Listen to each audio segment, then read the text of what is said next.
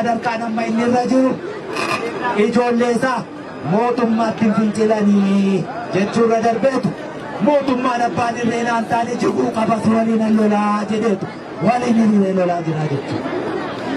Sadarkaa sanarra ga'e qabsoo sadarkaa sanarra ga'e baadiyaa Oromiyaa keessaa baasneetu gara magaalaatti. Isa dura magaala keessaa ba'ee baadiyyaarraa gammoojjiitti nu adamsaa ture. Gammoojjii keessaa baanee baadiyyaa keessaa immoo baanee magaala keessatti adamsineetu buqqisuutti kaanee jiru.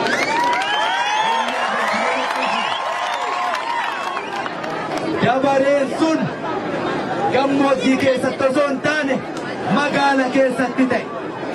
Ammoo magaala keessaa gara bakka handhuura nu ciniinanii gara magaala Finfinneetti.